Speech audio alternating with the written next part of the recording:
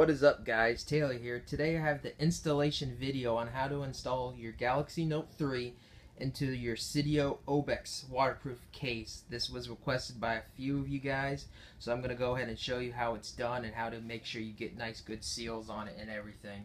So first of all, you're going to want to take your case apart like so.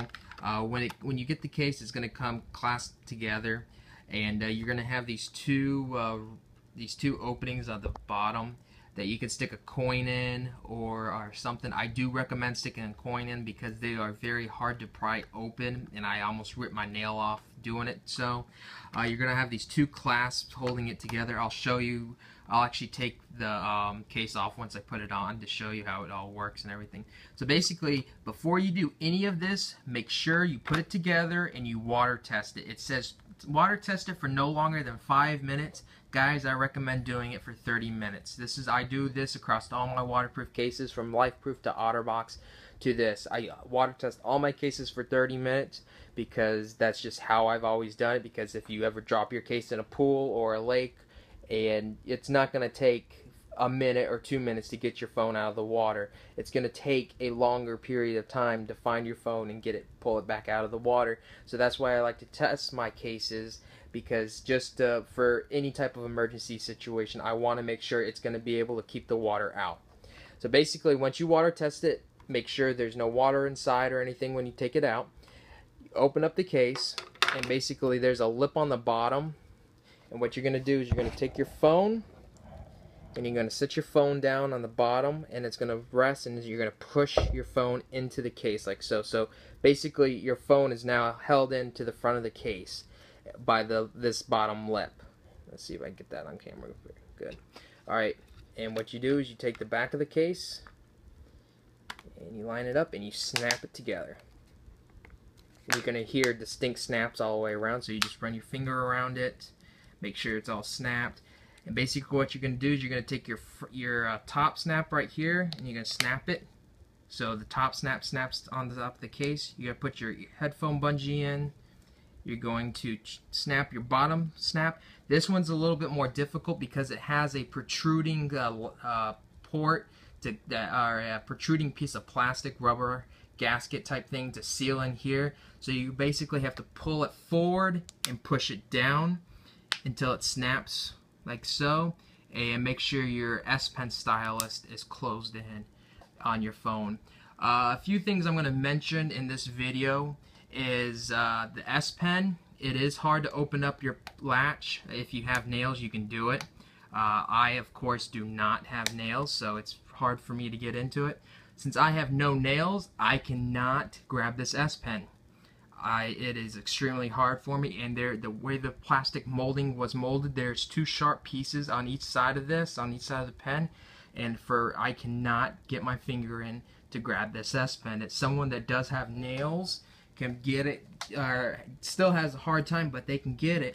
But since I have no nails, I cannot grab this pen whatsoever. That is a huge design flaw for me, and this is a huge turn off, and this is what makes this case not a daily case for me, because I use this S Pen all the time, and when I need it, I cannot get it in this case.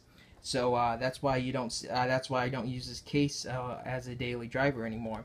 Another thing that you need to look out for is when you charge your phone, you pull this. I pull it out like this to get to my phone charger. One thing I did notice, and luckily I caught it because I was on a water ride yesterday, is when you snap it in place, you need to make sure you snap both pieces, both sides together, because if you only snap one side, you think it's locked. It is not. This side is still cracked open. So you need to make sure both of these sides are pushed down and sealed. This clip right here is not made to do much. This is just to hold the top of the case. It does have a cutout for your infrared blaster, but that's about it. Another huge thing that I hate is, look how easy. I'm just going to run my finger right up, and look how easy it comes open. And that's for your headphone port, and that's too easy, guys, to get into your headphone port. I mean, if I just barely bump it, it comes open. So that is a huge flaw for me with this case, that it scares me, guys. A few things I have had issues with is when I've been placing calls. the cutout. Let's see if I can get it in.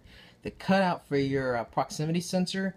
I don't know if it's not right, but it does not work. As soon as I place a call, the screen goes black.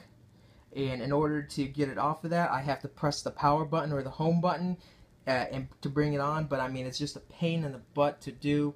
Also, when I'm like, if you have to do like one of those options to like press 1 for English, you have to press the power button, hit your key to hit 1, then the screen will not go off. So now when you put the phone back on your face, it's going to be on. So you have to push the power button off again. It's just a pain in the butt to do, and something that should be done right. It's not doing it in this case. Another thing is people cannot hear me in this case. I just noticed this yesterday. I was on a phone and no one could hear me. Someone said that it sounded like I was whispering or I was across the room. I've reseated this case dozens and dozens of times, and I've tried, and no one can hear me with this case on. I have even pulled off the bottom, hoping it would open up the microphone. People are still saying they can't hear me. That was another reason why I took this case off, and I'm not using it as a daily driver. Now, could it be that I have a defective case? Possibly, but I've also had other people comment on my other videos saying they had the same problem, so I don't know. Now, to take the case off, I'm using my LifeProof little pick here that LifeProof gives you. So what you want to do is you want to unplug all your plugs, or undo all your snaps. So you just pull the snap up so they're both open. Same on the bottom. Pull it open. Get your S Pen snap. Pull it open. See, this one always gives me the hard time. Alright, and what you're going to do is I'm going to take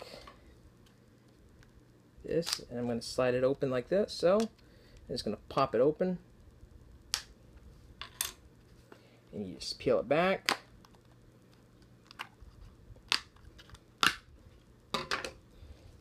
Pop your phone out, and that is that. And that was how easy it was to install. Another thing I do want to mention is, I don't know if you guys can catch it, it's almost like a grid on here. I don't know if you guys remember the old graphing paper. The screen, I want to say every 1 or 2 centimeters, there's a dot on here on the screen. So it's like a grid cutout pattern, little squares on the screen. And you can't see it on a dark image, but on a light screen, or if you're reading a web page that has a white background, it almost looks like you have little water dots on your screen, and it lights up and you get the little Newton effect.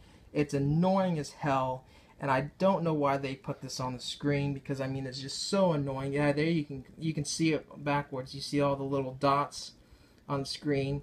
I don't know if that's another design flaw or that's how the screen is, but to me it's annoying, because when I'm watching videos or whatever, I don't want to see all this stuff. So guys, this was the installation video for the SEIDIO OBEX case. Look for probably this coming weekend, look for a full review on this case. Guys, thank you so much for watching and have a great day.